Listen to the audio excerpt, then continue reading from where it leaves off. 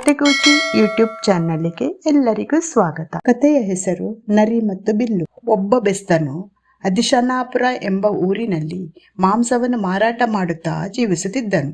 ಅವನು ಪ್ರತಿದಿನವೂ ಕಾಡಿಗೆ ಹೋಗಿ ಮೃಗಗಳನ್ನು ಬೇಟೆಯಾಡಿ ಕೊಂದು ತಂದು ಮಾಂಸ ಮಾರುವುದೇ ಅವನ ಕೆಲಸವಾಗಿತ್ತು. ಒಂದು ದಿನ ಒಂದು ಸಣ್ಣ ಬೇಟೆಯಾಡಿ ಊರಿಗೆ ಹಿಂತಿರುಗುತ್ತಿದ್ದನು. ಹೀಗೆ ಬರುತ್ತಿರುವಾಗ ಮಧ್ಯದಲ್ಲಿ ಒಂದು ದೊಡ್ಡ ಬೇಟೆ ಸಿಕ್ಕಿತೆಂದು ಮುಂಚೆ ತಾನು ಹೊತ್ತು ತಂದ ಸಣ್ಣ ಮೃಗವನ್ನು ಕೆಳಗೆ ಇಟ್ಟು ತನ್ನ ಬಿಲ್ಲಿಗೆ ಬಾಣವನ್ನು ಹೂಡಿ ಗುರಿ ನೋಡಿ ಬಿಡುವಷ್ಟರಲ್ಲಿ ಆ ಹಂದಿ ಇವನ ಮೇಲೆ ಕೋಪದಿಂದ ಎರಗಿ ಬೇಡನನ್ನು ಕೊಂದು ಹಾಕಿ ತಾನು ಸತ್ತಿತು. ಇದನ್ನೆಲ್ಲ ನೋಡುತ್ತಿದ್ದ ಒಂದು ನರಿ ತನಗೆ ಅಪಾರವಾದ ಆಹಾರ ಸಿಕ್ಕಿತು. ತನ್ನ ಅದೃಷ್ಟವೇ ಅದೃಷ್ಟ, 1 ತಿಂಗಳ ಕಾಲ ಹಂದಿಯನ್ನು ತಿನ್ನುವೆನು. ಈ ದಿನ ಮಾತ್ರ ಈ ಬಿಲ್ಲಿನ ಚರ್ಮದಿಂದ ಮಾಡಿದ ಹೆದೆಯನ್ನು ಕಚ್ಚಲು ಆ ಬಿಲ್ಲಿನ ತುದಿಯು ಬಿಚ್ಚಿತು. ಅದು ನರಿಗೆ ತಗುಲಿ ನರಿ ಕ್ಷಣಾರ್ಧದಲ್ಲಿ ಸತ್ತು ಹೋಯಿತು. ನೀತಿ: ದುರಾಸೆಯಿಂದ ಕೇಡಾಗುವುದು.